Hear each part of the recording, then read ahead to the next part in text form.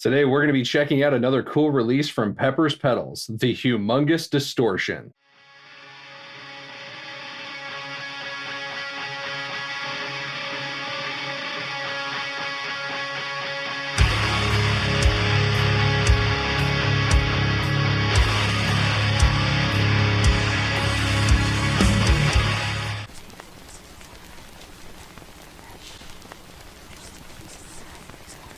So a number of years back, I demoed the Humongous Fuzz from Pepers Pedals, which similar concept to this, right? Like same basic pedal layout. It was also based on an old discontinued fuzz with this cool HM2 thing you could do with the mid-range and some blend controls. Really cool fuzz. That thing is still nasty and awesome, and I've featured it a couple of other times here and there on the channel. Well, now he has the Humongous Distortion, and essentially this houses 3 long since discontinued distortion pedals with some other features and bells and whistles. So the first distortion pedal needs no real introduction. It's the HM2, that Swedish chainsaw, the Boss Heavy Metal. But then the next one is actually the lesser known Boss HM3, the pedal that followed it. And that is the Hyper Metal. And that one's interesting. I actually never really got to play with these. I saw them, but they were just before my time when I started playing guitar. I found them used from time to time, but never picked up one for myself. And the third pedal is a DoD Thrash Master, which I never got to play either, but again, saw floating around in the early days when I started playing guitar, used a bunch. So it's cool that I got to try these out here. So with those 3 being in here with a rotary switch, you also have a button that allows you to essentially bypass the distortion and all of that, and you're actually just using the EQ, which is a cool idea. So if you're trying to like gain stack or maybe even use this as a boost or have something go into it so you can shape the distortion with the EQ of one of these pedals, you can do that. I think that's probably one of the more useful ways to use the EQ function. There's of course a blend control, so you can do a dry wet blend, which again, really useful if you're going to be gain stacking either onto another pedal, a fuzz, or an already gained out amp. And it's especially good if you're going to be doing that chainsaw thing. With that blend control as well, there is an internal control for that blend pot that allows you to essentially control how much of the blend there is, how much of the dry wet that you have. I had to adjust it a little bit because when I got it, even with the blend all the way up, I was still getting some dry signal. But I just went in there and adjusted that up, and no more dry signal with the blend all the way up. No problem. And you got your level, you got your bass, middle, treble, you have your distortion, of course, and then you also notice that there's these 3 dip switches on the inside. And these dip switches each boost a specific part of the EQ spectrum here. So you have one that's more of the upper mids, so 1,666 hertz. Then you have another one that's more of kind of the low mid, which is 666 hertz. And then you also have a low boost, which is 66 hertz, which if you want to get really low and like just chunky palm mutes, that's what that's for. So that'll do it for just about all the features. I'm pretty sure I covered everything. If I didn't, I'll put it on screen. But this is going to be going into the clean channel of my BE50 Deluxe. And we'll hear it inside and outside of a mix on this channel. And what I'm going to do for the in mix in particular is I'm going to switch between, I have different settings I set up for each of the distortions, and that's what I did for the in mix. So we'll hear like an HM2 sound, which of course would be the Swedish chainsaw, and then we'll hear a hyper metal sound and a Thrash Master sound. And then we're going to hear it outside of a mix on that same setup. And then of course, I wanted to try out the EQ a bit, so we'll blend that in onto the distortion, like, you know, BE channel of my BE50 Deluxe, you know, with like kind of a mid gain setting, just short of being high gain. And then we'll also try blending in some of the distortions and gain stacking with it and just seeing some of the different results we can get. And of course, all of that's going to be going into my 2-Notes Captor X, which has a blend of my DV77 and VM1265 speakers. And the guitar I'm going to be using is going to be my RIP Star Destroyer, which has a Fishman Modern Fluence in the bridge. So let's check it out.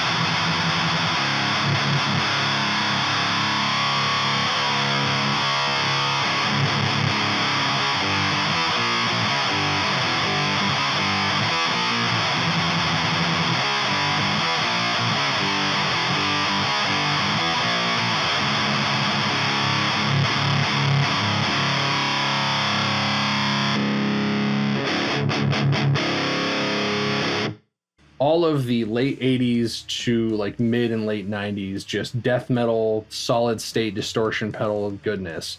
Just absolutely works great for those old school riffs. And it really brought me back to when I was like first playing guitar and trying out different distortion pedals, except now I have better gear and I don't suck at dialing in tones. So I had definitely more fun with them and was less frustrated than when I was a kid for sure. But this thing definitely nails the sounds it's going for, and those other features are pretty cool.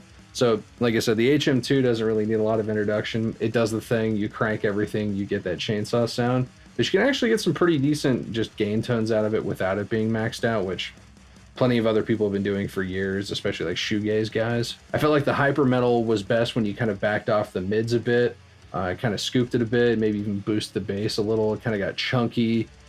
Definitely lended itself for that. And then on the opposite side, the Thrash Master, which kind of makes sense, was more mid forward and liked it when you kind of push the mids a bit, I felt like, or at least liked to be more mid forward. I felt like that was the best way that it sounded.